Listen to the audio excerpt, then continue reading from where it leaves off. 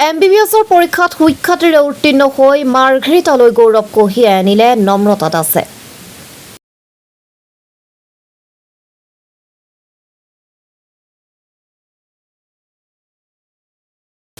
ৰাজ্যিক ভিত্তিত MBBSৰ পৰীক্ষাত 188 নং স্থান লাভ।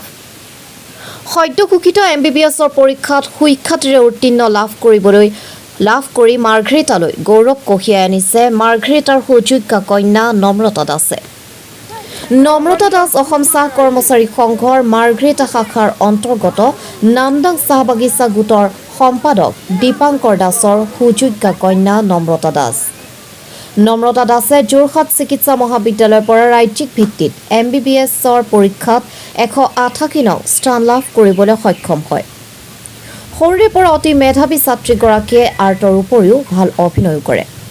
নম্ৰতাৰ এই সাফল্যত উৎফুল্লিত হৈ পৰিছে পিতৃ মাতৃ আৰু পৰিয়ালবৰ্গ।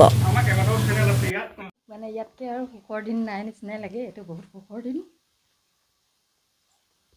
বহুত ভাল লাগিছে।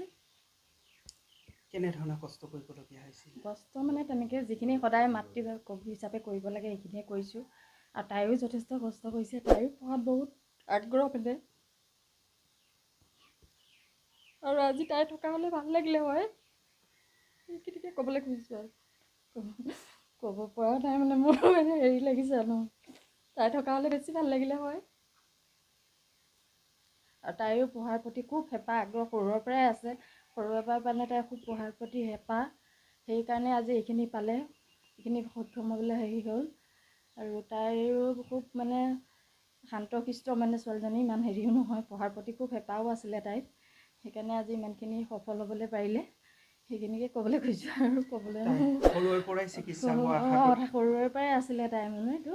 আৰু কৈছিলোঁ মই মানে হেৰি MBBS কৰিম বুলি, বেলেগৰ প্ৰতি ইমান হেৰি নাছিলে। তাই ইঞ্জিনিয়াৰিঙতো ছিট পাইছিলে, কেইদিনমান কৰিছিলে MBBS ৰিজাল্ট নিদিয়াৰ আগত। তাৰপিছতে সেইটো এৰি আকৌ MBBSলৈ আহিলে। নিট যেতিয়া পালে নিটত নিটলৈ আহিলে।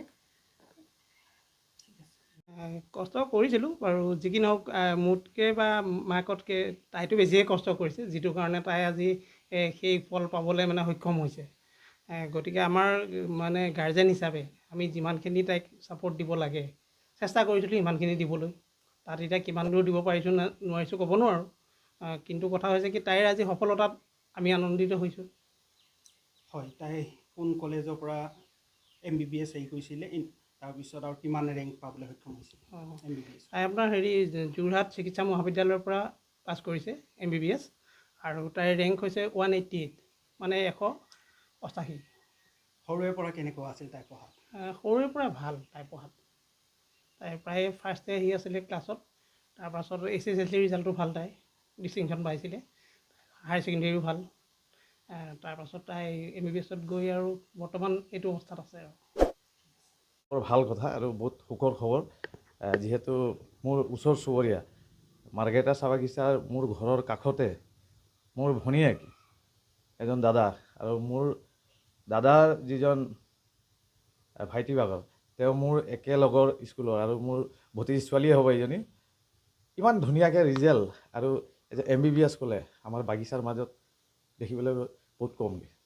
ময়ো বিচাৰিছোঁ যে আমাৰ এইখন বাগিচাৰ লাইনৰ ল'ৰা ছোৱালীও এনেকুৱা ধৰণৰ উঠি অহা ল'ৰাকেইটা যদি এনেকুৱা ভালকৈ পঢ়ি যাব, আৰু ডক্তৰ হৈ বা ইঞ্জিনিয়াৰ হৈ আহক বা UPSC SCS হওক, তো মই সেইটোলৈ সকলো ৰাইজক আৰু বাগিচাৰ লাইনৰ হওক বা ষ্টাফৰ হওক, এওঁলোকক মই অনুৰোধ কৰিছোঁ যে আপোনালোকৰ ল'ৰা ছোৱালীক কিছুমান বেয়া ফালৰ পৰা আপুনি দূৰত ৰাখক, আৰু ল'ৰা ছোৱালীক যাতে নিজৰ কবলত আনক, নিজে এটা ভাল শিক্ষা দিবলৈ আৰু ভাল গাৰ্জেন হৈ দেখাক।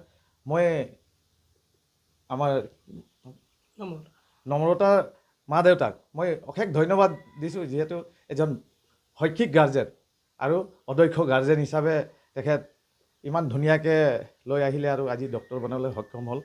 তো তেনেকুৱাকৈ মই বাগিচাৰ ৰাইজকো, বাগিচাৰ মা দেউতাকো, আৰু মই এজন নিজেও গাৰ্জেন হওঁ, ময়ো বিচাৰিছোঁ যে মোৰ লাইনৰ ল'ৰা ছোৱালী, আৰু এতিয়া বৰ্তমান মই যিহেতু মোৰ নিজৰ কমাৰপট্টিৰ পৰা এজন ৱাৰ্ড সদস্য হিচাপে যেতিয়া ওলাই আহি পৰিছোঁ, তো মই এডুকেশ্যনৰ ভাগত ডেভেলপত থাকিবই, ৰাস্তা পদূলি নালা নৰ্মদা থাকিব, কিন্তু মই প্ৰথমটো এডুকেশ্যনতো মই অলপ জোৰ দিম, যিহেতু মই এজন সংগঠনৰ পৰা ওলাই অহা। তো এডুকেশ্যন যদি এনেকুৱা আগবাঢ়ি যায়, তো আমাৰ বাগিচা আৰু এনেকুৱা বেয়া হৈ নাথাকিব, ভালকৈ ওলাই আহিব। ইয়াকে কৈ মই সকলো সাংবাদিকক আৰু মোৰ দাদাসকলৰ মা দেউতাকো ধন্যবাদ জ্ঞাপন কৰিছোঁ।